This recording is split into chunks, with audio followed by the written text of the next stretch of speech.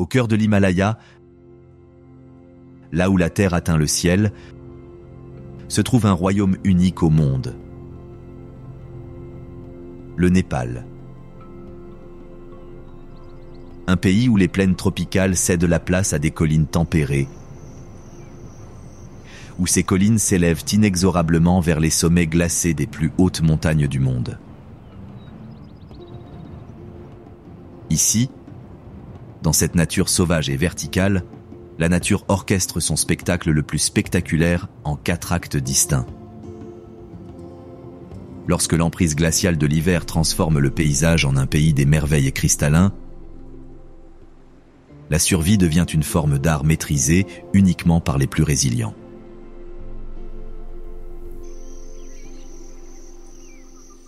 Alors que le printemps réveille les vallées endormies, les rhododendrons explosent en cascades cramoisies sur les flancs des montagnes et l'air se remplit des cris des oiseaux qui reviennent. L'été apporte les torrents vivifiants de la mousson, transformant les plaines poussiéreuses en mer d'herbe émeraude. Lorsque l'automne peint les forêts d'or et d'ambre, les montagnes se préparent à nouveau au retour de l'hiver. C'est le cycle éternel du Népal, où chaque saison apporte ses propres défis, ses propres victoires, sa propre démonstration spectaculaire de l'incroyable ténacité de la vie. L'hiver au Népal arrive tel un conquérant silencieux, transformant le paysage en un royaume d'une beauté austère et d'un défi brutal. Les derniers murmures de la mousson s'estompent dans les mémoires, tandis que les températures chutent et que les hauts sommets se couvrent de neige éternelle. Dans les plaines, la brume matinale s'accroche aux vallées fluviales, tandis que le gel transforme les rizières en champs de cristal. Les forêts de rhododendrons se dressent nues et attendent, leurs branches se détachant sur le ciel gris telle une calligraphie ancienne. C'est la saison où seuls les animaux véritablement adaptés survivent. Les prédateurs doivent parcourir de plus grandes distances pour trouver des proies plus rares, tandis que les herbivores se disputent la végétation qui s'amenuise. Les sources d'eau gèlent en altitude, forçant les animaux à migrer dangereusement vers des altitudes plus basses. L'air lui-même devient un ennemi, raréfié et mordant, mettant à rude épreuve la détermination de chaque créature à voir un nouveau printemps. Dans ce rude théâtre de survie, les conflits territoriaux s'intensifient à mesure que les ressources deviennent des ressources précieuses. Les mouflons s'entrechoquent sur d'étroites corniches, tandis que les grands félins étendent leur territoire de chasse. Les plus faibles sont la proie non seulement des prédateurs, mais aussi du froid impitoyable. Pourtant, dans cet environnement apparemment hostile, la nature a développé certaines de ses adaptations les plus remarquables. Le paysage lui-même témoigne de la domination de l'hiver. Les alpages, qui brillaient de fleurs sauvages quelques mois auparavant, sont désormais ensevelis sous une neige qui pourrait ne fondre qu'au retour du printemps. Des forêts de pins bleus et de sapins montent la garde contre les vents hurlants, leurs aiguilles glacées par la glace. Les vallées fluviales, autrefois tumultueuses sous les torrents de la mousson, coulent désormais tranquillement entre des bancs de terre et de pierres gelées. Loin au-dessus de la limite des arbres, là où l'air se raréfie et où le silence n'est troublé que par le murmure du vent dans la pierre, un fantôme se déplace dans la pénombre. Le léopard des neiges émerge de derrière un rocher sculpté par le vent, son pelage pâle orné de rosettes sombres qui semblent absorber la lumière déclinante. C'est le fantôme des montagnes, parfaitement adapté à la vie dans l'un des environnements les plus impitoyables de la Terre. Elle marque une pause, scrutant le terrain rocailleux en contrebas de ses yeux vert pâle qui ne manquent rien. Ses pattes massives, bordées d'une fourrure qui agit comme des raquettes naturelles, agrippent la surface glacée avec une précision naturelle. Chaque respiration crée un petit nuage de vapeur qui se dissipe rapidement dans l'air sec de la montagne. Sa longue et épaisse queue, presque aussi longue que son corps, lui sert à la fois de bâton d'équilibre et de couverture chauffante, enroulée autour d'elle lorsqu'elle se repose. Le territoire du léopard des neiges s'étend sur des dizaines de kilomètres carrés de nature sauvage et verticale, un royaume de falaises abruptes, de vallées cachées et de crêtes balayées par le vent. Il se déplace avec une grâce fluide sur un terrain qui mettrait au défi l'alpiniste le plus expérimenté, ses hanches puissantes la propulsant sur des pentes apparemment infranchissables. Chaque pas est calculé, chaque mouvement est optimisé pour une efficacité maximale dans ce paysage en manque d'énergie.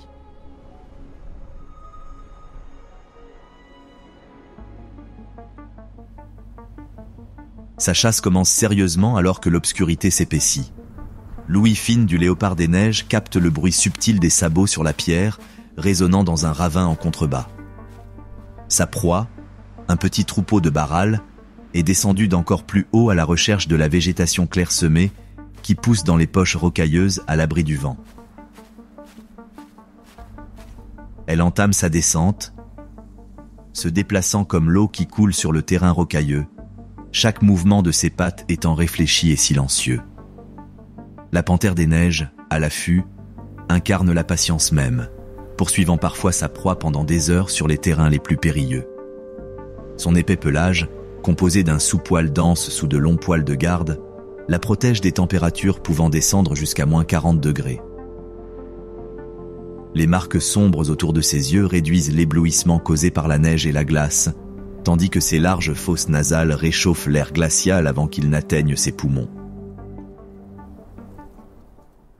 Tandis que le léopard des neiges règne sur les plus hauts sommets, la vie persiste en moyenne altitude au Népal, où les forêts de bambous offrent des abris naturels contre les assauts de l'hiver. Ici, parmi les chaumes verts ondulants qui restent verdoyants même sous la neige qui saupoudre leurs feuilles, une autre créature remarquable maîtrise l'art de la survie hivernale. Le pandarou apparaît tel une braise vive dans le paysage monochrome, son pelage roux apportant une touche de chaleur surprenante dans la forêt froide. Ce pandarou, une femelle chargée de petits à naître, se déplace avec une prudence prudente dans son domaine de bambou. Ses griffes semi-rétractiles agrippent l'écorce avec une dextérité remarquable, tandis qu'elle navigue sur les sentiers verticaux de sa forêt natale. Contrairement à son cousin, le panda géant, elle possède l'agilité d'un grand félin allié aux prouesses d'un singe pour grimper aux arbres. Elle s'arrête pour examiner une pousse de bambou, ses oreilles mobiles pivotant pour capter le moindre bruit de danger imminent. Sa queue annelée, presque aussi longue que son corps, lui sert à plusieurs fins. Elle lui sert d'équilibre lors de ses acrobaties arboricoles, lui sert de couverture chaude lors des nuits froides et lui sert de signal pour communiquer avec les autres pandarous de la région. Ses marques faciales distinctives, blanches autour des oreilles et sombres sous les yeux, lui donnent une apparence presque masquée qui a valu à son espèce le surnom de renard de feu. En hiver, le régime alimentaire du pandarou se compose principalement de feuilles et de pousses de bambou, complétées par des fruits, des insectes et parfois des œufs d'oiseaux. Son pouce spécialisé, en réalité un os du poignet modifié, lui permet de saisir les tiges de bambou avec précision, tandis que ses dents acérées s'attaquent rapidement aux matières végétales coriaces. Il doit en consommer d'énormes quantités pour satisfaire ses besoins énergétiques, le bambou n'apportant que relativement peu de nutriments par bouchée. Alors que la lumière de l'après-midi filtre à travers la canopée de bambou, elle choisit une branche robuste, bien au-dessus du sol, pour se reposer. Roulée en boule, sa queue enroulée autour de son corps comme une couverture naturelle, elle démontre l'une des solutions naturelles les plus efficaces pour conserver sa chaleur corporelle. Son épais double pelage, composé d'un sous-poil doux et dense sous de longs poils de garde, crée une couche isolante qui retient l'air chaud près de sa peau. La pandarou enceinte donnera naissance à ses petits au début du printemps, leur arrivée coïncidant avec l'augmentation des disponibilités alimentaires de la saison. Son choix de terrier témoigne d'une remarquable prévoyance. Des arbres creux ou des crevasses rocheuses qui offrent une protection contre les prédateurs et les éléments, tout en restant à proximité de sources de nourriture fiables. Alors que le pandarou s'installe pour sa sieste de l'après-midi, le mouvement sur les falaises abruptes révèle un autre maître de la survie hivernale. Un troupeau de barrals, ces moutons bleus qui ne sont ni vraiment bleus ni vraiment des moutons, se ferait un chemin à travers une paroi rocheuse abrupte avec une assurance surnaturelle. Ces parents sauvages des moutons et des chèvres sont devenus des alpinistes hors pair, capables de se déplacer sur des terrains qui mettraient au défi des grimpeurs expérimentés. Le mal de tête, aux cornes courbées marquées par d'innombrables luttes pour la domination, teste chaque point d'appui avec une précision maîtrisée. Ses sabots, durs sur les bords mais souples au centre, s'agrippent aux plus petites irrégularités de la surface rocheuse. Derrière lui, le troupeau suit en file indienne, comprenant plusieurs femelles chargées de leur progéniture au printemps. Le pelage bleu-gris du barral lui offre un camouflage remarquable sur les pentes rocheuses qui l'entourent. À la lumière hivernale, il semble surgir de la montagne elle-même, sa couleur se fondant harmonieusement avec le granit et le calcaire. Ce camouflage naturel lui est très utile contre son principal prédateur, le léopard des neiges, qui a recours à la surprise et aux embuscades pour capturer ses proies. Une soudaine dispersion de pierres venues d'en haut alerte le troupeau d'un danger potentiel. Leur réaction est instantanée et époustouflante. Ils bondissent sur la falaise avec une grâce incroyable, leurs pattes puissantes les propulsant de rebord en rebord dans une démonstration de parcours naturel défiant la gravité. Chaque animal atterrit précisément là où il le souhaitait, ses sabots fendus s'adaptant automatiquement aux différents angles et textures de la roche. La stratégie de survie hivernale du barral repose sur son incroyable mobilité et sa capacité à exploiter les ressources alimentaires dans des zones trop dangereuses pour la plupart des prédateurs. Il gratte la neige avec ses sabots pour atteindre les rares herbes et lichens qui poussent dans des crevasses protégées. Son estomac à 4 compartiments lui permet d'extraire un maximum de nutriments de ses sources de nourriture marginales, tandis que son épais pelage d'hiver l'isole des vents violents des montagnes. La dynamique sociale au sein du troupeau devient cruciale pendant les mois les plus rigoureux de l'hiver. Les animaux se blottissent les uns contre les autres pour se réchauffer lors des pires conditions météorologiques, partageant leur chaleur corporelle dans des endroits abrités parmi les rochers. Le mâle dominant maintient sa position grâce à des démonstrations de force et d'agilité, menant le troupeau vers les meilleures zones de recherche de nourriture et montant la garde pendant que les autres se nourrissent.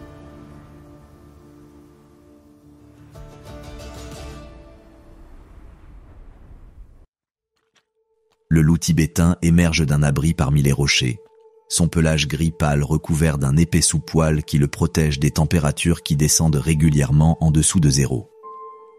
Il se déplace avec la démarche déterminée d'un prédateur qui a appris à extraire chaque calorie d'un environnement qui offre peu de secondes chances. Sa meute, réduite à seulement 3 individus après un hiver rigoureux, illustre la coopération sociale qui assure la réussite des loups dans les habitats marginaux. Chaque membre a un rôle spécifique dans la chasse qui se déroulera dans le paysage éclairé par la lune. La femelle alpha mène l'attaque, explorant les traces olfactives laissées par les proies potentielles lors de leur déplacement quotidien entre les zones d'alimentation et d'abri. L'adaptation du loup tibétain à la chasse en haute altitude se révèle lorsqu'il évolue sur des terrains qui mettent à l'épreuve même les proies les plus sûres. Ses larges pattes répartissent efficacement le poids sur la neige et les éboulis, tandis que son puissant système cardiovasculaire assure une bonne oxygénation malgré la rareté de l'air en montagne. La stratégie de chasse de sa meute repose sur l'endurance plutôt que sur la vitesse explosive, épuisant ses proies par une poursuite incessante sur des terrains où les voies de fuite sont limitées. Les hurlements des loups résonnent dans les vallées gelées, un son qui caractérise la nature sauvage depuis des milliers de générations. Leurs vocalisations ont de multiples fonctions. Coordonner les mouvements des meutes pendant la chasse, maintenir le contact sur de vastes territoires et avertir les meutes rivales des ressources hivernales rares. Leurs cris envoûtants portent sur des kilomètres dans l'air clair et froid, ajoutant une bande sonore de nature sauvage primitive aux paysages montagneux austères. Alors que la meute de loups entame sa chasse nocturne, l'aube révèle un autre maître de la survie hivernale sur un terrain totalement différent. Le gypaète barbu plane le long des crêtes sculptées par le vent, profitant des courants thermiques qui s'élèvent des vallées qui commencent à se réchauffer sous le soleil matinal. Son envergure massive, qui s'étend sur près de 3 mètres d'un bout à l'autre, lui permet de rester en l'air pendant des heures tout en parcourant de vastes distances à la recherche de la charogne qui lui permet de survivre au mois de disette. Les remarquables capacités d'adaptation du gypaète barbu à la chasse deviennent évidentes lorsqu'il ajuste son vol pour explorer les sources potentielles de nourriture en contrebas. Sa vue perçante lui permet de détecter les charognes à des distances qui défieraient les équipements optiques modernes, tandis que son puissant système digestif peut traiter des substances toxiques pour la plupart des autres espèces. Son comportement alimentaire le plus singulier consiste à laisser tomber des os de très haut pour les briser et accéder à la moelle osseuse nutritive qu'ils contiennent. Son apparence distinctive, avec sa tête et son cou emplumé qui le distinguent des autres espèces de vautours, reflète sa niche écologique spécialisée. Les plumes barbues qui lui ont valu son nom pourraient avoir de multiples fonctions, allant de la protection de son visage pendant le repas à un rôle dans les parades sociales avec d'autres gypaètes barbus. Sa tête relativement petite et son bec pointu lui permettent d'accéder à des sources de nourriture dans des endroits trop exigus pour les grands charognards. Le rôle du gypaète barbu dans les écosystèmes de montagne va bien au-delà du simple nettoyage. Sa capacité à traiter et à désinfecter les charognes contribue à prévenir la propagation de maladies parmi les populations sauvages, tandis que son efficacité à chasser les proies élimine les éléments potentiellement attractifs qui pourraient attirer de dangereux prédateurs à proximité des habitations humaines. Sa présence témoigne souvent de la bonne santé des populations de grands mammifères qui constituent sa principale source de nourriture. Au cœur des champs de rochers où l'hiver règne en maître, un éclair de mouvement révèle l'un des habitants les plus industrieux des montagnes. Le pika de l'Himalaya émerge d'une crevasse entre les rochers gelés, ses oreilles rondes frémissant tandis qu'il observe le désert cristallin qui a repris possession de son territoire pour une nouvelle saison. Ce petit parent sans queue des lapins et des lièvres maîtrise l'art de la préparation, transformant l'abondance de l'été en salut pour l'hiver grâce à sa détermination et à sa sagesse ancestrale. Sa stratégie de survie se déploie tel un chef-d'œuvre d'ingénierie naturelle.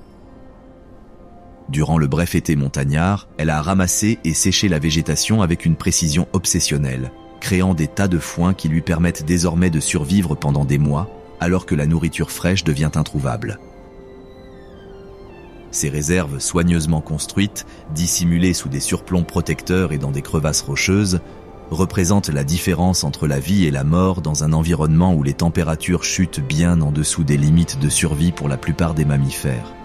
L'activité hivernale du pika défie l'idée reçue selon laquelle les petits mammifères doivent hiberner pour survivre en altitude.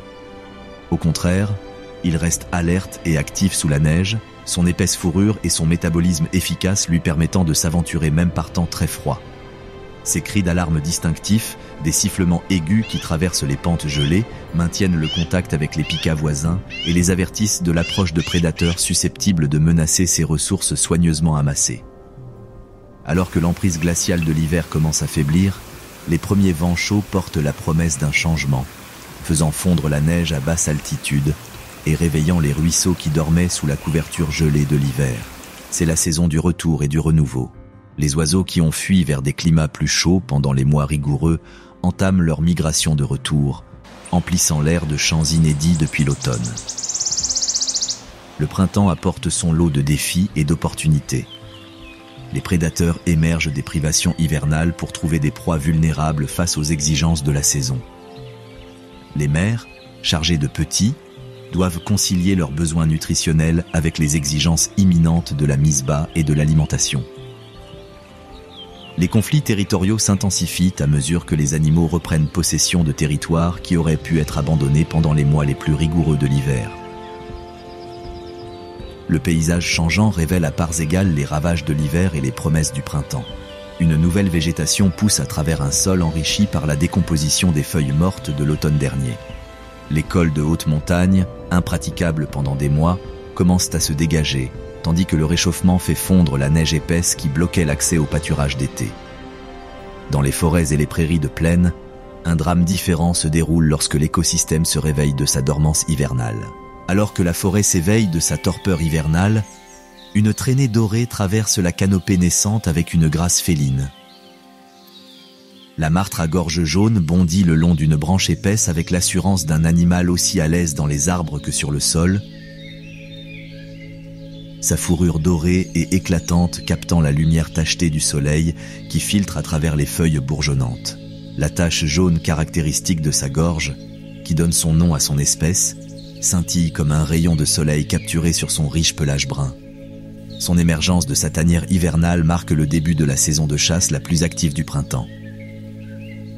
L'incroyable agilité de la martre se révèle alors qu'elle navigue sur la route tridimensionnelle de la canopée forestière, ses griffes semi-rétractiles agrippant l'écorce avec précision, tandis que sa longue queue touffue lui sert d'équilibre dynamique lors de sauts apparemment impossibles entre les arbres. Ses puissantes pattes postérieures lui permettent de franchir des espaces qui défieraient des prédateurs bien plus imposants. La stratégie de chasse printanière de la martre à gorge jaune tire profit de l'abondance de proies vulnérables de la saison. Les nids d'oiseaux, remplis d'œufs ou d'oisillons sans défense, deviennent ses principales cibles, tandis que son intelligence vive lui permet de mémoriser les zones de chasse productives sur son vaste territoire. Son régime alimentaire varié reflète la nature opportuniste qui fait le succès de son espèce. Petits mammifères, oiseaux, insectes, fruits et même du miel, lorsqu'elle a accès à des colonies d'abeilles sauvages. Dans les forêts chaudes des basses terres du sud du Népal, où les arbres sales étendent leurs larges canopées sur un sol alluvial riche, une présence ancestrale s'éveille. L'éléphant d'Asie se déplace dans la lumière matinale tachetée, tel un monument vivant aux plus grandes ambitions de la nature. Sa silhouette massive, mesurant près de 3 mètres au garrot, évoque une puissance limitée par la sagesse, une force tempérée par une intelligence affinée au cours de millions d'années d'évolution. Elle émerge d'un bosquet d'arbres imposants. Sa peau grise parsemée de rides complexes qui témoignent de décennies passées dans ces forêts. Chaque pas est étonnamment silencieux malgré son poids énorme, ses larges pieds coussinés s'écartant pour répartir sa masse sur le sol forestier. Sa trompe, cette remarquable fusion du nez et de la lèvre supérieure contenant plus de 40 000 muscles, oscille doucement tandis qu'elle sonde l'air à la recherche d'odeurs porteuses d'informations sur la nourriture, l'eau et les dangers potentiels. La matriarche s'arrête à l'orée d'une clairière où l'herbe nouvelle commence à pousser, d'un vert éclatant sur le sol sombre. Sa trompe s'abaisse pour cueillir les jeunes pousses avec une délicate précision, les recourbant vers sa bouche avec des mouvements presque chorégraphiés. Derrière elle, le reste de sa famille émerge de la forêt. Sa sœur, ses 2 filles adolescentes et un jeune homme qui approchera bientôt de l'âge où il devra quitter le cercle protecteur du matriarcat. Le printemps est une période cruciale pour les familles d'éléphants. L'abondance croissante de végétation fraîche permet aux mères de produire le lait riche dont leurs petits ont besoin pour une croissance rapide. Le savoir de la matriarche devient alors précieux, guidant sa famille vers les zones d'alimentation traditionnelles qui ont nourri des générations d'éléphants. Sa mémoire, accumulée pendant plus de 50 ans, sert de carte vivante des ressources et des cycles saisonniers du groupe. Au fil de la matinée, la famille d'éléphants démontre les comportements sociaux complexes qui ont fait de leur espèce l'un des grands mammifères les plus prospères.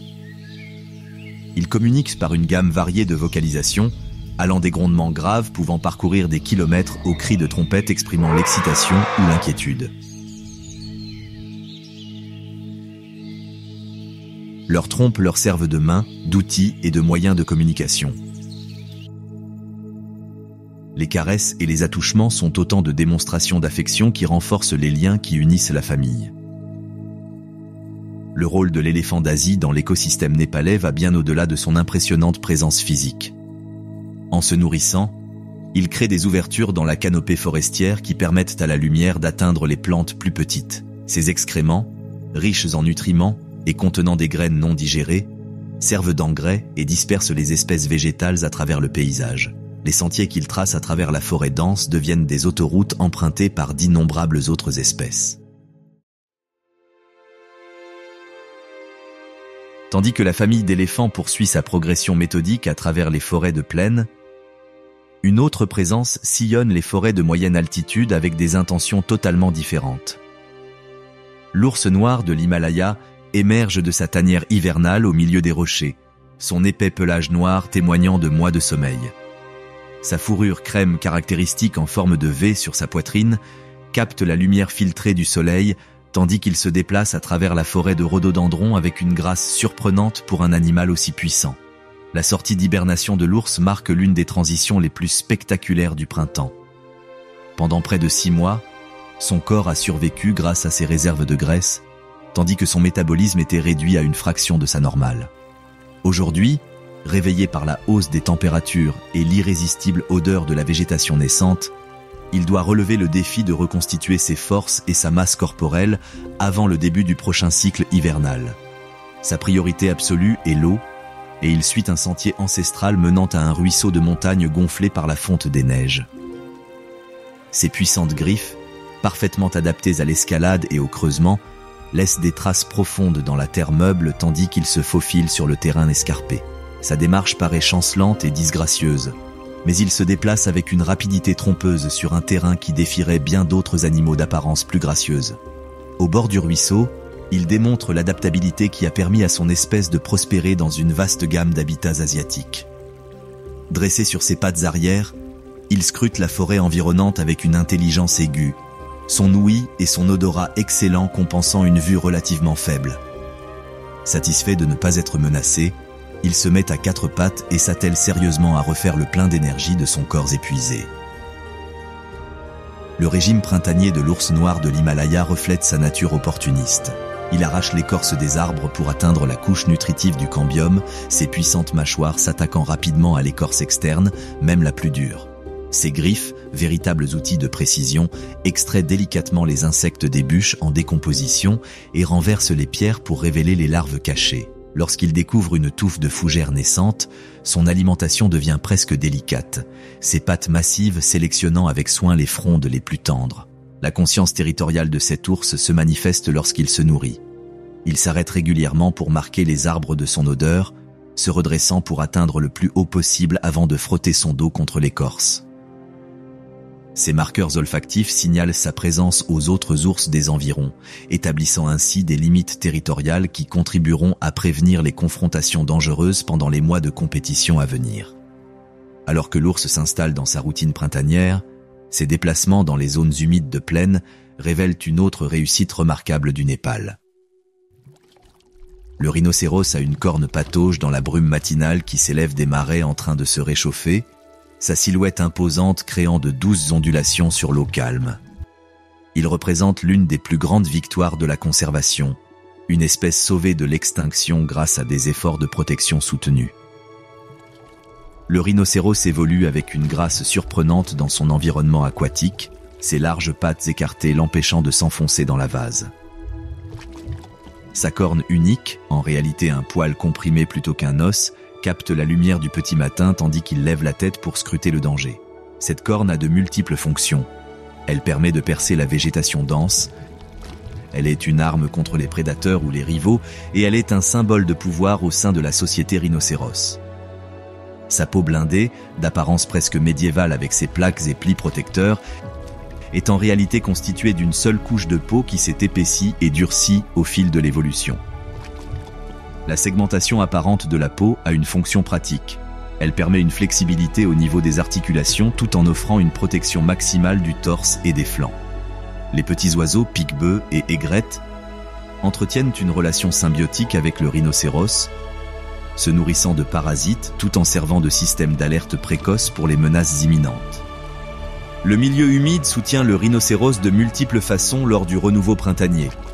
La végétation aquatique douce fournit une nutrition facile à digérer qui aide les femelles à produire le lait riche dont leurs petits ont besoin.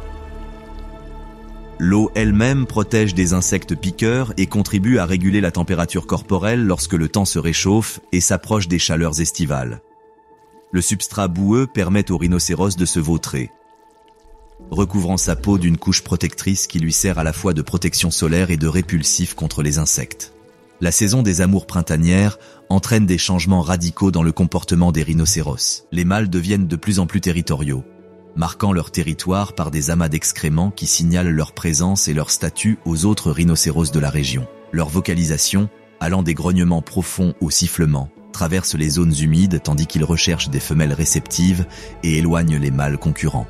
La femelle rhinocéros fait preuve d'un instinct maternel remarquable alors qu'elle se prépare à l'éventualité d'agrandir sa lignée. Elle recherche les zones les plus protégées de son territoire où une végétation dense et des barrières d'eau assureront la sécurité de son petit vulnérable. Ses habitudes de pâturage évoluent également, se concentrant sur les plantes les plus nutritives disponibles pour constituer les réserves énergétiques nécessaires à la gestation et à la lactation. Tandis que le rhinocéros poursuit son pâturage méthodique dans les zones humides qui se réchauffent, les forêts de moyenne altitude s'animent des cris territoriaux de l'un des plus magnifiques faisans du Népal. Le faisan de l'Himalaya surgit des sous-bois denses dans une explosion de couleurs irisées, son plumage captant la lumière printanière dans des éclats d'émeraude, de saphir et de cuivre. Il représente l'un des exemples les plus spectaculaires de sélection sexuelle dans la nature, ses couleurs éclatantes servant à la fois de marqueur territorial et de parade nuptiale. Au printemps, le comportement du mâle monal consiste à établir et à défendre un territoire qui attirera les femelles pendant la saison de reproduction à venir. Son cri distinctif, un sifflement pénétrant qui traverse les vallées boisées, annonce sa présence tout en avertissant les mâles rivaux de s'éloigner de son territoire. Ses pattes puissantes, munies d'éperons acérés, lui servent d'armes lors des combats acharnés qui déterminent l'accès aux meilleures zones de nidification. Son comportement alimentaire reflète la nature opportuniste qui permet à son espèce de prospérer dans divers habitats montagneux. Il utilise son bec puissant pour creuser à la recherche de racines, de bulbes et d'insectes dans le sol forestier, enrichi par l'accumulation de feuilles mortes en hiver. Son régime alimentaire s'adapte aux saisons, profitant des pousses émergentes au printemps, des fruits et des baies en été, et des graines et des noix en automne. Le rôle du monal de l'Himalaya comme oiseau national du Népal reflète à la fois sa beauté spectaculaire et son importance en tant qu'espèce indicatrice de la santé des écosystèmes forestiers de montagne. Sa présence suggère une canopée forestière intacte, une couverture végétale adéquate pour la nidification et des réseaux trophiques complexes qui soutiennent diverses communautés fauniques. Ces parades territoriales, visibles de loin, ajoutent des touches de couleurs éclatantes au vert des forêts printanières. Alors que les cris du monal résonnent à travers la canopée, le mouvement des fleurs sauvages naissantes révèle un autre des remarquables spécialistes du printemps.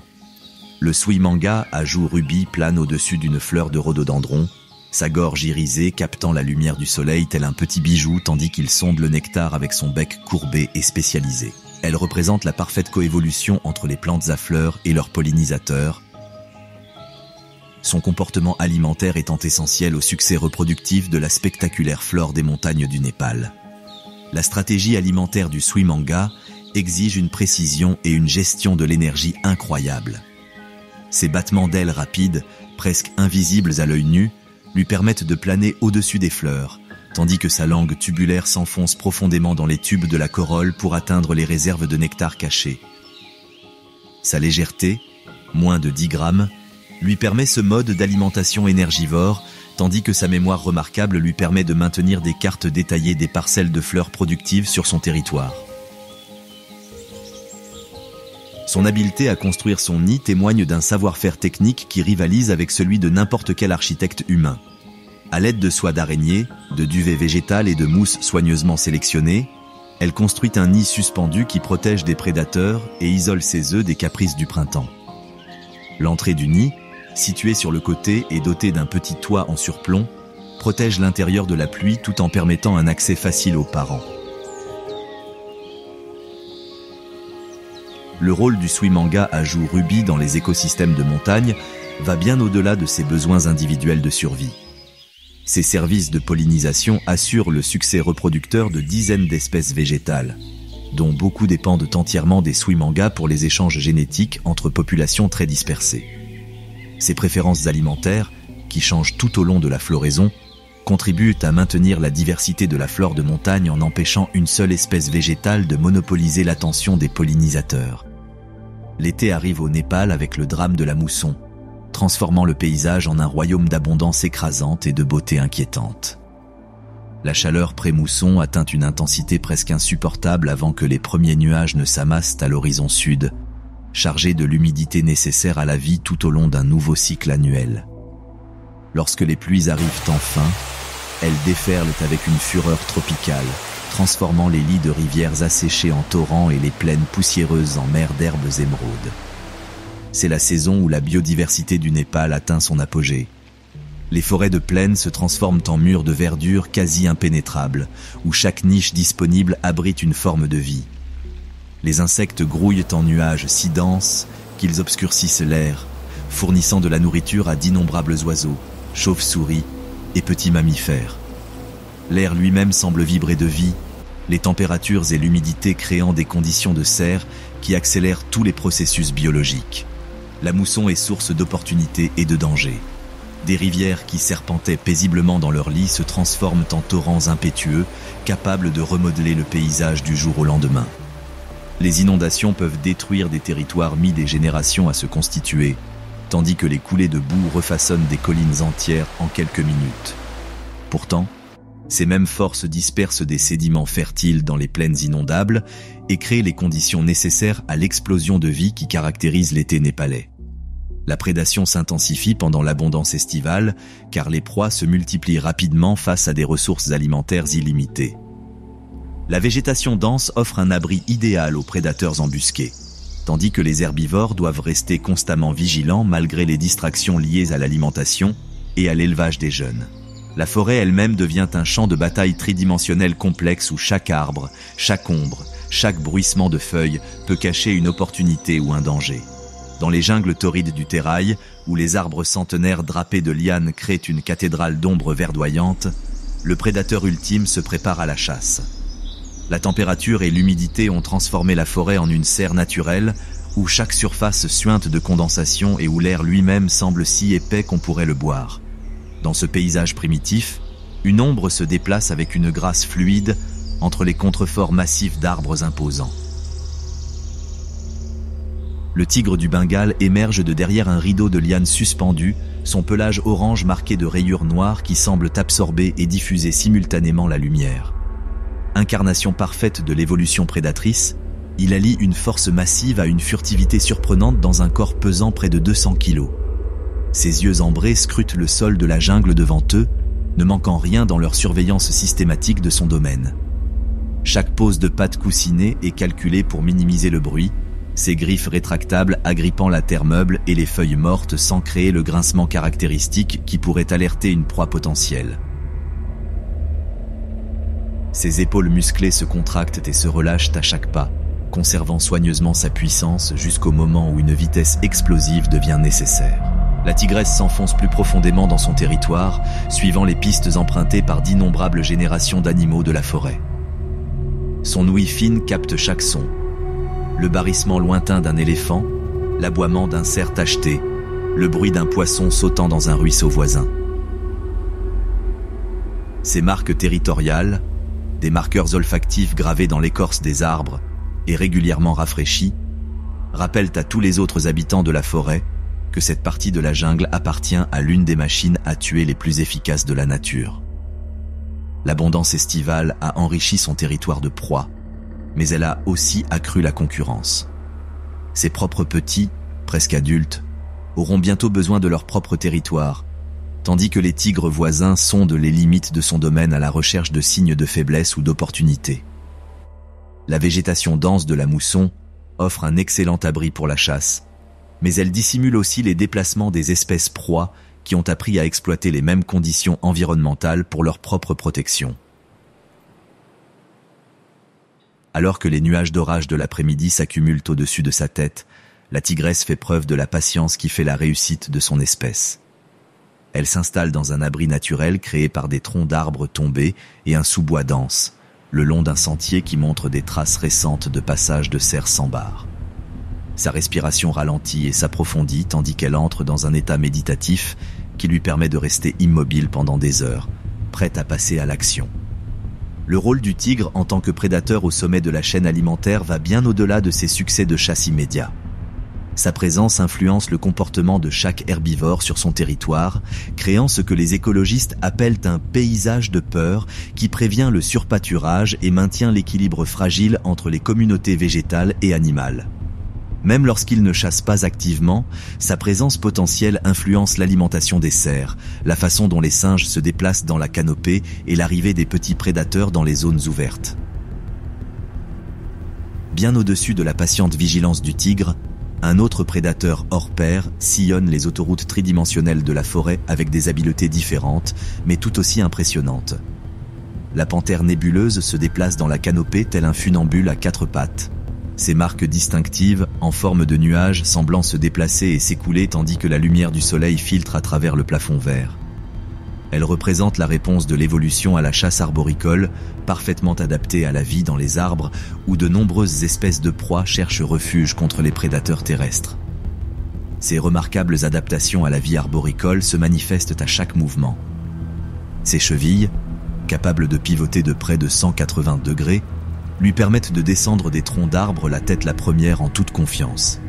Sa queue extraordinairement longue, presque aussi longue que son corps, lui sert de contrepoids dynamique lors de manœuvres acrobatiques apparemment impossibles à travers la canopée. Ses puissantes pattes arrière lui permettent de franchir des espaces qui mettraient au défi des félins bien plus grands, tandis que ses larges pattes agrippent l'écorce avec une précision qui rivalise avec celle de n'importe quel primate. La stratégie de chasse de la panthère nébuleuse exploite pleinement la nature tridimensionnelle de son environnement. Elle se déplace silencieusement le long des branches principales, testant chaque pas avant d'y engager tout son poids, ses pattes coussinées ne produisant aucun bruit sur l'écorce et les feuilles. Ses proies comprennent non seulement des mammifères arboricoles comme les singes langurs et les écureuils volants, mais aussi des animaux terrestres qu'elle peut surprendre par surprise et dévastatrices. Ses canines, proportionnellement plus longues que celles de toute autre espèce de félin, sont des instruments de précision capables de mordre mortellement des proies bien plus grosses qu'elle. Ces armes impressionnantes, combinées à la puissance de son cou, lui permettent de tuer rapidement et efficacement avant de traîner sa proie dans les arbres où elle peut être dévorée sans être dérangée par ses concurrents charognards. La mousson offre des conditions de chasse idéales à la panthère nébuleuse. Un feuillage dense dissimule ses mouvements tandis que le bruit constant des gouttes d'eau masque tout bruit involontaire. Les proies, concentrées sur l'exploitation des ressources alimentaires abondantes de la saison, deviennent moins vigilantes face aux menaces aériennes. Les jeunes animaux, inexpérimentés dans l'évitement des prédateurs, offrent des opportunités de chasse fructueuses qui permettront à la panthère nébuleuse de survivre aux périodes plus difficiles. Son comportement territorial reflète la nature tridimensionnelle de son habitat. Elle marque les arbres à différentes hauteurs, créant ainsi une carte verticale des limites olfactives que les autres panthères nébuleuses peuvent déchiffrer et comprendre. Ces vocalisations, dont des cris qui ressemblent étrangement à des chants d'oiseaux, lui permettent de communiquer à distance tout en conservant le camouflage acoustique si précieux pour son espèce. Alors que la panthère nébuleuse s'installe sur une large branche pour se reposer dans la chaleur de midi, les mouvements le long des rivières en crue en contrebas révèlent un autre remarquable survivant de l'été. Le gavial se prélasse sur une berge boueuse, sa forme préhistorique inchangée par des millions d'années d'évolution. Son museau étroit, hérissé de dents entrecroisées conçues pour attraper les poissons, en fait l'un des prédateurs les plus spécialisés de la nature. Le mâle massif mesure près de 6 mètres du museau à l'extrémité de la queue, son corps étant parfaitement conçu pour la vie en eau vive. Sa queue puissante, Comprimé latéralement comme un gouvernail vivant, le propulse dans les courants fluviaux avec une rapidité et une agilité surprenantes. Ses pattes palmées, plus développées que celles des autres crocodiliens, en font un nageur exceptionnellement doué, mais le rendent maladroit et vulnérable sur Terre. Le comportement du gavial, lorsqu'il se prélasse au soleil, remplit de multiples fonctions essentielles pendant la chaleur intense de l'été népalais. Reptile à sang froid, il doit utiliser des sources de chaleur externes pour réguler sa température corporelle et optimiser son métabolisme. La chaleur du soleil active les enzymes digestives qui lui permettent de traiter les poissons qui constituent l'essentiel de son alimentation. Sa position, mâchoires ouvertes, assure également une fonction thermorégulatrice. Elle permet à l'excès de chaleur de s'échapper tout en dévoilant son impressionnante dentition à ses rivaux potentiels. Les crues estivales de la mousson créent des conditions idéales pour la reproduction et l'alimentation du gavial. La montée des eaux attire les populations de poissons vers les zones peu profondes où les techniques de chasse spécialisées du gavial se révèlent les plus efficaces. Son museau étroit, parfaitement hydrodynamique, fend l'eau avec une résistance minimale, tandis que ses dents rapprochées forment un piège dont peu de poissons peuvent s'échapper une fois capturés. Le rôle du gavial dans les écosystèmes fluviaux va bien au-delà de ses impressionnantes capacités de prédateur. Sa présence témoigne de la bonne santé des populations de poissons et de la propreté de l'eau. Son comportement de nidification, qui consiste pour les femelles à creuser des trous profonds dans les berges sablonneuses, contribue à aérer le sol et à créer un habitat pour d'autres espèces. Même ces sites de lézardage deviennent des lieux de rassemblement pour les petits reptiles et les oiseaux qui profitent des micro-habitats créés par sa présence massive. Les mâles territoriaux développent une excroissance bulbeuse caractéristique, appelée gara, à l'extrémité de leur museau, qui amplifie leur vocalisation pendant la saison des amours. Les sons qu'ils produisent, allant du bourdonnement profond au sifflement explosif, traversent les rivières gonflées par la mousson, communiquant leur présence et leur statut à leurs rivaux et partenaires potentiels disséminés sur des kilomètres de cours d'eau. Tandis que le gavial veille le long du cours principal du fleuve, les marécages denses et les bras morts créés par les inondations de la mousson abritent un autre des prédateurs les plus impressionnants du Népal. Le crocodile agresseur se déplace en eau peu profonde avec une furtivité surprenante. Son large museau et sa carrure puissante en font un prédateur plus généraliste que son cousin piscivore. Il incarne une adaptabilité affinée par des millions d'années, capable aussi bien de capturer des proies dans l'eau que de lancer des embuscades dévastatrices sur les animaux qui s'aventurent trop près du bord de l'eau. La stratégie de chasse du braqueur exploite pleinement l'activité animale accrue autour des points d'eau en été. Il se positionne dans les chenaux que la faune doit traverser pour atteindre de nouveaux pâturages, son corps étant immergé, à l'exception de ses yeux et de ses narines qui restent à la surface tels des périscopes naturels. Sa patience rivalise avec celle de n'importe quel prédateur, restant immobile pendant des heures tandis que les animaux perdent progressivement conscience de sa présence. Sa puissante queue, qui occupe près de la moitié de la longueur totale de son corps, lui sert à la fois de système de propulsion et d'arme.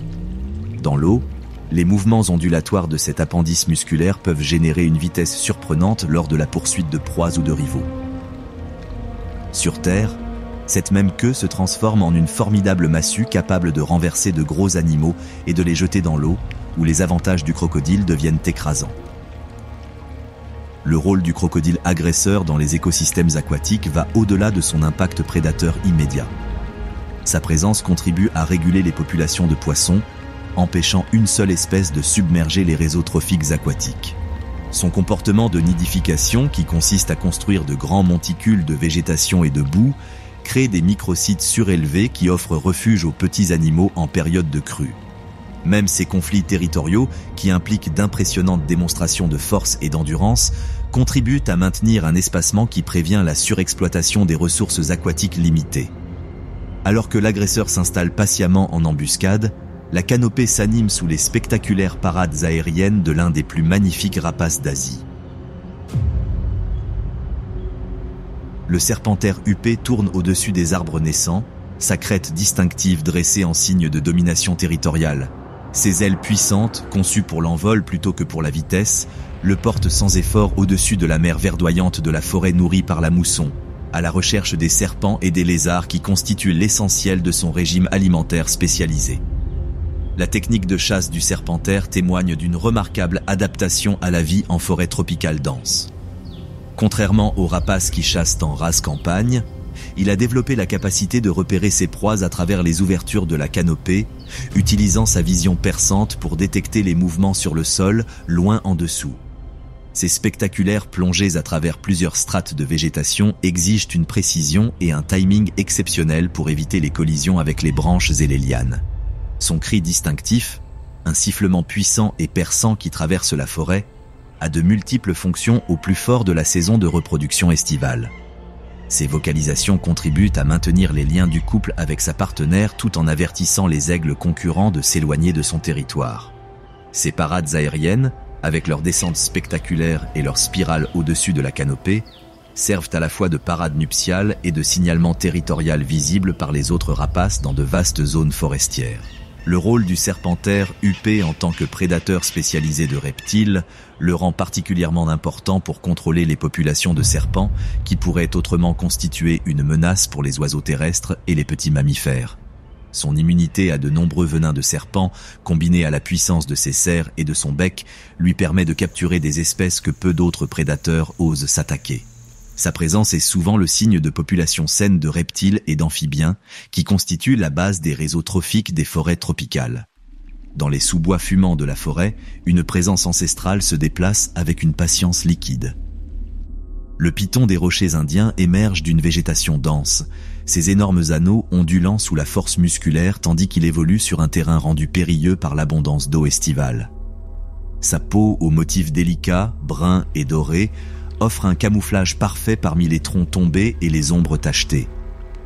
Ce prédateur au sommet du monde reptilien fait preuve de la patience qui a fait la prospérité de son espèce pendant des millions d'années. Il évolue sur ces terrains de chasse aquatique avec une grâce surprenante pour un animal pouvant dépasser 6 mètres de long et peser plus de 70 kilos. Sa langue fourchue analyse constamment l'air humide, traitant des informations chimiques qui révèlent la présence et la direction de proies potentielles avec une précision remarquable. La technique de chasse du python est l'une des plus efficaces de la nature. Lorsqu'il détecte l'approche d'une proie appropriée, un cerf tacheté venant s'abreuver ou un sanglier cherchant à se réfugier dans la chaleur accablante, il se positionne avec une précision mathématique. Son attaque, lorsqu'elle est lancée, est rapide comme l'éclair malgré sa taille imposante, ses puissants anneaux enserrant sa victime avec une force écrasante qui l'empêche de respirer tout en évitant les fractures qui pourraient endommager son repas. L'automne arrive au Népal avec une clarté qui semble aiguiser chaque couleur, chaque son, chaque sensation après l'abondance écrasante de l'été. La mousson se retire progressivement, laissant derrière elle un paysage transformé par des mois de pluie vivifiante. L'air devient vif et pur, débarrassé de l'humidité et de la poussière estivale. Les montagnes, disparues derrière les nuages de mousson pendant des mois, émergent avec une clarté saisissante, leurs sommets enneigés semblant si proches qu'on pourrait les toucher depuis les vallées en contrebas. C'est la saison des préparatifs, où chaque animal doit prendre des décisions cruciales qui détermineront sa survie pendant un nouveau cycle hivernal. Il faut établir des réserves de nourriture, sécuriser les territoires et renforcer les hiérarchies sociales avant le retour de la pénurie hivernale. Le raccourcissement des jours déclenche d'anciennes horloges biologiques, déclenchant des comportements qui ont assuré la survie des espèces pendant des millions d'années. Le paysage lui-même reflète la nature transitoire de l'automne. Les forêts de feuillus se parent de couleurs éclatantes d'or, d'orange et de rouge, tandis que les feuilles se préparent à leur dernière contribution à l'écosystème. La litière de feuilles mortes devient un véritable trésor pour les insectes et les petits mammifères, tandis que les nutriments libérés par la décomposition préparent le sol au renouveau printanier. Les alpages, verdoyants et luxuriants pendant la saison de croissance estivale, entament leur transformation pour retrouver les nuances de brun et de gris de l'hiver qui approche. Les couloirs de migration s'animent au gré des mouvements des espèces qui réagissent aux conditions changeantes. Les oiseaux qui nichaient dans les vallées de haute montagne entament leur périple vers des zones d'hivernage plus chaudes. Les grands mammifères entament leurs déplacements saisonniers entre leurs aires d'été et d'hiver, suivant des itinéraires établis au fil d'innombrables générations. L'air même semble empli d'un sentiment d'urgence, chaque créature réagissant au raccourcissement des jours et à la baisse des températures. Sur les pentes balayées par le vent, où les verts pâturages d'été ont commencé à se métamorphoser en une palette austère d'hiver, le mouvement parmi les rochers révèle l'un des alpinistes les plus impressionnants de l'Himalaya. Le Thar himalayen se ferait un chemin sur une paroi rocheuse presque verticale avec l'assurance d'un animal né sur un terrain difficile. Son épais pelage hirsute a commencé à développer le dense sous-poil hivernal qui le protégera du froid intense de l'hiver en haute altitude. Les impressionnantes cornes du mâle adulte se courbent vers l'arrière en arc parfait, marquées par d'innombrables luttes pour la domination durant la saison du rut automnale. Sa carrure puissante, basse et compacte, représente une adaptation parfaite à la vie sur les pentes abruptes où un seul faux pas peut être fatal. Ses sabots, durs sur les bords mais souples et flexibles au centre, agrippent les surfaces rocheuses avec une précision incroyable, s'adaptant automatiquement aux différents angles et textures. Derrière le mâle dominant, son troupeau suit une formation rodée sur un terrain qui mettrait à l'épreuve les grimpeurs les plus expérimentés. Les femelles, chargées de leur progéniture printanière, se déplacent avec une prudence prudente, tandis que les plus jeunes affichent l'assurance apparemment téméraire de la jeunesse en bondissant de corniche en corniche. Le rassemblement automnal représente une période de préparation cruciale, car le troupeau établit les hiérarchies sociales qui détermineront l'accès aux meilleurs abris pendant les mois les plus rigoureux de l'hiver. Le comportement alimentaire automnal du Thar reflète le besoin urgent de constituer des réserves de graisse avant que la nourriture hivernale ne se raréfie. Il broutait les herbes et les plantes herbacées résistantes qui poussaient dans des poches protégées entre les rochers, son système digestif efficace extrayant un maximum de nutriments d'un fourrage marginal. Sa capacité à survivre avec une végétation qui ne fournirait pas suffisamment de nutriments à la plupart des ongulés lui permet d'occuper un habitat largement exempt de concurrence. Les conflits territoriaux entre mâles s'intensifient à mesure que la saison du rut approche de son apogée. Le cliquetis des cornes résonne dans les vallées montagneuses, les rivaux testant leur force et leur détermination. Ces combats, bien que violents en apparence, suivent des protocoles stricts qui préviennent généralement les blessures graves. Le vainqueur obtient l'accès aux femelles réceptives et aux principales zones d'alimentation qui permettront au troupeau de passer l'hiver. Le rôle du Thar himalayen dans les écosystèmes de haute montagne va au-delà de son impressionnante présence physique. Son pâturage contribue à maintenir l'équilibre fragile de la végétation alpine, empêchant toute espèce végétale de dominer la flore montagnarde clairsemée. Ses empreintes de sabots créent des microsites où les graines peuvent germer, tandis que ses excréments fournissent des nutriments essentiels dans un environnement où le développement des sols se fait à un rythme glacial. Alors que le troupeau de Thar affronte les difficultés de la vie en haute montagne, les forêts de moyenne altitude résonnent des vocalisations complexes de l'une des espèces les plus intelligentes et les plus sociales du Népal. Une troupe de langurs Hanuman se déplace dans la canopée avec une grâce acrobatique. Leurs longs membres et leur queue préhensile parfaitement adaptés à la vie arboricole. Le cri caractéristique du mâle dominant porte à travers la vallée, signalant la position de la troupe et sa présence redoutable à tout rival potentiel. Les activités automnales des langurs sont axées sur la recherche intensive de nourriture, nécessaire pour se préparer à la réduction des ressources alimentaires hivernales. Ils font preuve d'un savoir botanique remarquable, sélectionnant feuilles, fruits et pousses en fonction de leur valeur nutritionnelle et de la disponibilité saisonnière. Leur système digestif complexe, semblable à celui des ruminants, leur permet de digérer les matières végétales riches en cellulose qui constituent l'essentiel de leur alimentation. Les interactions sociales au sein de la troupe deviennent particulièrement importantes pendant la période de préparation de l'automne. La hiérarchie complexe, maintenue par de subtiles démonstrations de dominance et de soumission, détermine l'accès aux meilleures sources de nourriture et aux sites de couchage les plus sûrs. Les mères accompagnées de leurs petits sont prioritaires dans les zones de nourrissage, tandis que les juvéniles acquièrent des compétences de survie essentielles par l'observation et des jeux imitant les activités des adultes. Le mâle de tête fait preuve d'un instinct protecteur qui lui permet de maintenir sa position au sein de la troupe. Ses impressionnantes canines, visibles lorsqu'il bâille ou crie, lui servent d'armes contre les prédateurs et d'outils pour intimider les mâles rivaux. Sa vigilance crée un bouclier protecteur qui permet au reste de la troupe de se concentrer sur l'alimentation et les activités sociales tout en restant attentif aux menaces potentielles. Les séances de toilettage automnal deviennent des moments sociaux prolongés qui remplissent de multiples fonctions au-delà de la simple hygiène. Le toilettage mutuel renforce les liens sociaux, établit des hiérarchies grâce à la direction des soins et apporte du réconfort pendant la période stressante de préparation. Les vocalisations complexes qui accompagnent ces séances créent un dialogue continu qui maintient la cohésion du groupe à travers les zones d'alimentation dispersées. Le comportement territorial des langurs s'accentue à mesure que l'automne avance vers l'hiver. Ils renforcent leur marquage de frontières par leurs odeurs et leur vocalisation tout en défendant des ressources essentielles comme les arbres fruitiers et les points d'eau. Leur connaissance approfondie de leur territoire, transmise de génération en génération par les chefs de groupe, devient précieuse pour identifier les zones de recherche de nourriture les plus productives et les sites de repos les plus sûrs pour les mois difficiles à venir.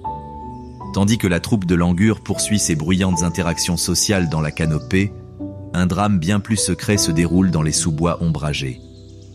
Un mouvement parmi les feuilles mortes révèle la silhouette délicate d'un cerf porte-musc de l'Himalaya, l'une des créatures les plus insaisissables de la nature.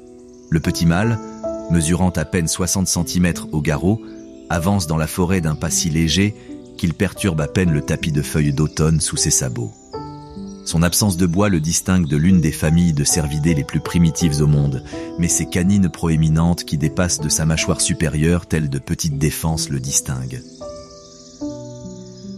Ses dents couleur ivoire ont de multiples fonctions. Outils pour écorcer les arbres, armes pour défendre son territoire contre ses rivaux et démonstration de domination pendant la saison des amours automnales. Sa carrure compacte et ses puissantes pattes postérieures le rendent parfaitement adapté aux terrains escarpés et rocailleux de son habitat forestier de montagne. La caractéristique la plus remarquable du cerf porte-musc réside dans une glande odorante située sur son abdomen, capable de produire l'une des sécrétions les plus puissantes et précieuses du règne animal. Ce musc, prisé par les humains depuis des siècles pour son utilisation en parfumerie et en médecine traditionnelle, constitue pour le cerf un puissant outil de communication pendant la saison de reproduction. Il s'arrête fréquemment pour marquer les limites de son territoire avec des touches précises de cette précieuse substance, créant ainsi une carte olfactive que les autres cerfs porte-musc peuvent lire et interpréter. Son comportement alimentaire reflète la niche spécialisée qu'il s'est taillée dans l'écosystème forestier. Contrairement aux autres espèces de cervidés qui préfèrent les graminées et les herbes, le cerf porte-musc se nourrit principalement de lichens, de mousses et de pousses tendres de plantes ligneuses. Son museau étroit et sa langue mobile lui permettent de sélectionner les parties les plus nutritives de ces sources de nourriture difficiles, tandis que son système digestif performant extrait le maximum de nutriments qui seraient peu nutritifs pour d'autres herbivores. La période de préparation automnale est cruciale pour le cerf porte-musc solitaire. Il doit établir et défendre un territoire suffisamment vaste pour subvenir à ses besoins tout au long de l'hiver, tout en attirant des partenaires potentiels pendant la brève saison de reproduction. Sa discrétion lui est précieuse durant cette période de vulnérabilité, car sa petite taille en fait une proie attractive pour divers prédateurs, des léopards aux grands rapaces. Alors que les ombres du soir s'allongent dans la forêt, le cerf porte-musc démontre la prudence qui a permis à son espèce de survivre dans un environnement rempli de menaces. À chaque pas, il se fige, ses grandes oreilles pivotant pour capter le moindre bruit susceptible d'indiquer un danger, ses yeux sombres scrutant les arbres pour repérer tout mouvement. Lorsqu'il est convaincu qu'aucune menace immédiate n'existe, il poursuit sa progression méthodique à travers son domaine, ne laissant derrière lui que de faibles traces de son passage. Tandis que le cerf porte-musc poursuit ses déplacements discrets dans le sous-bois, les pentes de haute montagne révèlent un autre spécialiste de l'automne, parfaitement adapté à la vie aux confins du possible. Le renard des sables du Tibet se fraye un chemin sur une pente d'éboulis avec une précision méticuleuse, son épais pelage couleur sable offrant un camouflage parfait contre la roche érodée et la végétation clairsemée de son habitat alpin. Il représente l'un des rares prédateurs capables de prospérer dans cet environnement hostile au-dessus de la limite des arbres. La stratégie de chasse du renard des sables reflète la difficulté de trouver des proies dans un environnement où la vie ne se développe que dans des zones d'habitat propices dispersées. Son ouïe exceptionnelle lui permet de détecter les mouvements des pikas et autres petits mammifères sous les rochers meubles, tandis que sa patience à l'affût lui permet de conserver son énergie dans un environnement où chaque calorie doit être soigneusement gérée. Ses larges pattes velues répartissent efficacement le poids sur les surfaces instables tout en offrant une isolation contre le gel. Ses tanières, soigneusement choisies parmi les champs de rochers et les affleurements rocheux, offrent une protection contre les intempéries et les prédateurs, tout en offrant de multiples voies de fuite en cas de danger.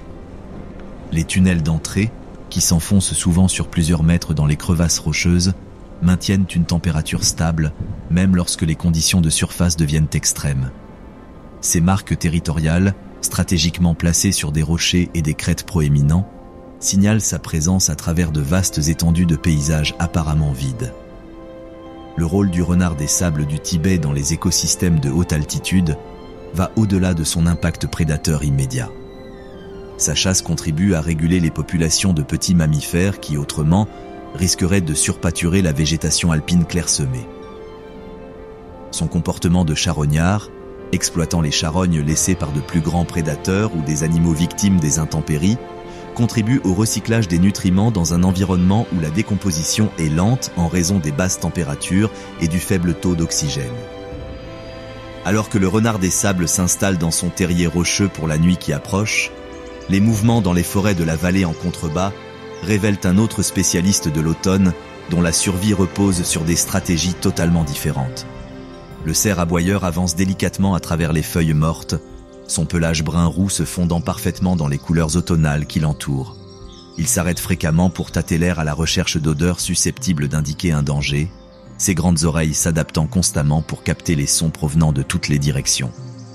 Le comportement alimentaire du cerf aboyeur reflète la stratégie opportuniste qui permet à son espèce de prospérer dans divers habitats forestiers. Il broute sélectivement les feuilles, les pousses et les fruits, ses lèvres mobiles et ses dents précises lui permettant d'extraire un maximum de nutriments des matières végétales disponibles. Le système complexe de compartiments de son estomac lui permet de digérer efficacement la végétation riche en cellulose, tandis que sa taille compacte lui permet d'exploiter des sources de nourriture dans des zones trop exiguës pour les espèces de cerfs de plus grande taille. Son comportement de marquage territorial devient particulièrement important pendant la période de préparation à l'automne. Elle utilise des glandes odoriférantes situées sous ses yeux pour marquer les limites de son territoire, créant ainsi une carte olfactive que les autres cerfs peuvent lire et interpréter. Son cri d'alarme distinctif, un aboiement aigu qui donne son nom commun à l'espèce, sert à la fois de signal d'alarme et de signal territorial qui se propage à travers le sous-bois. Le rôle du cerf aboyeur dans les écosystèmes forestiers comprend des effets directs et indirects sur les communautés végétales. Son broutage sélectif contribue à maintenir la diversité de la végétation du sous-bois en empêchant une seule espèce végétale de dominer l'espace de croissance disponible. Ces déplacements créent des pistes que d'autres animaux forestiers utilisent pour se déplacer efficacement à travers la végétation dense, tandis que ces excréments fournissent des nutriments importants au sol forestier où la matière organique s'accumule lentement. Alors que la lumière dorée de l'automne commence à s'estomper et que les premiers signes de l'hiver apparaissent sous la forme de feuilles givrées et d'une brume matinale qui s'allonge chaque jour, l'incroyable cycle des saisons du Népal s'apprête à accomplir une nouvelle révolution. Les délicates empreintes des sabots du cerf porte-musc dans la terre meuble seront bientôt recouvertes par les premières neiges de l'hiver, tandis que, tout là-haut, les tares de l'Himalaya entament leur descente vers leur abri hivernal. Les groupes de langurs adaptent leurs déplacements à mesure que les sources de nourriture s'amenuisent, et dans tous les habitats diversifiés du Népal, l'éternel drame de la survie et de l'adaptation poursuit son rythme ancestral. Des plus hauts sommets, où les léopards des neiges chassent le baral sur des crêtes balayées par le vent, aux jungles humides des basses terres où les tigres rôdent dans les forêts alimentées par la mousson, chaque espèce a trouvé sa propre solution remarquable aux défis posés par l'un des environnements les plus exigeants de la planète. La forteresse de bambou du Pandarou, La sagesse ancestrale de l'éléphant, la persistance préhistorique du gavial et la maîtrise aérienne de la panthère nébuleuse représentent toutes des réponses uniques aux pressions sélectives qui façonnent la vie dans l'Himalaya depuis des millions d'années. C'est le plus beau cadeau du Népal au monde. Un laboratoire vivant où l'évolution a façonné des solutions à tous les défis imaginables, où le drame de la survie se joue dans un décor d'une beauté à couper le souffle et où le changement des saisons rythme l'une des symphonies les plus complexes et fascinantes de la nature. Alors que l'hiver revient pour parachever le cycle, chaque espèce s'installe dans la patience et l'endurance qui l'amèneront jusqu'au printemps, une nouvelle chance de perpétuer la danse ancestrale de la vie qui l'a soutenue pendant d'innombrables générations. Dans ce pays où la terre s'étend vers le ciel, où chaque saison apporte ses propres épreuves et triomphes, les animaux sauvages du Népal continuent d'écrire leurs histoires dans la neige et la pierre, dans la jungle et le ciel, prouvant jour après jour que la vie trouve un moyen de s'épanouir même dans les coins les plus difficiles de notre planète. La nature sauvage du Népal, malgré sa grandeur et son apparente permanence, vit aujourd'hui sous l'influence croissante de l'homme. L'expansion rapide des populations humaines, les pressions du développement et le changement climatique ont commencé à remodeler les rythmes ancestraux qui ont régi la survie de la faune sauvage pendant des millénaires. Les routes fragmentent des couloirs de migration utilisés depuis des millénaires, tandis que l'expansion agricole repousse la faune sauvage vers des habitats de plus en plus marginaux. Les réussites sont réelles, mais fragiles. La population de rhinocéros unicornes s'est rétablie, passant de moins de 200 individus à plus de 600 aujourd'hui, un triomphe en matière de conservation, fruit de l'engagement communautaire et du soutien international. La population de tigres du Bengale s'est stabilisée, même si elle reste fortement dépendante de la gestion des aires protégées et de la lutte contre le braconnage. Pourtant, ces victoires s'inscrivent dans un contexte plus large de perte d'habitat et de conflits entre l'homme et la faune sauvage qui menacent de compromettre des décennies de progrès en matière de conservation. Le plus inquiétant est peut-être l'accélération du changement climatique dans l'Himalaya, où les températures augmentent plus vite que la moyenne mondiale. L'habitat d'altitude du léopard des neiges se rétrécit à mesure que le réchauffement repousse la limite forestière plus haut sur les pentes montagneuses. L'habitat fluvial du gavial est perturbé par la construction de barrages et les projets de dérivation des eaux, qui altèrent les cycles naturels des crues, essentiels à une reproduction réussie. Le défi auquel le Népal est confronté est de concilier les besoins légitimes de développement humain et la conservation de la faune sauvage dans un paysage où les hommes et les animaux ont des revendications ancestrales. La solution, si elle existe, réside dans la reconnaissance du fait que le bien-être humain et la conservation de la faune sauvage ne sont pas des forces opposées, mais des éléments interconnectés d'un écosystème sain capable de soutenir les deux communautés dans un avenir incertain.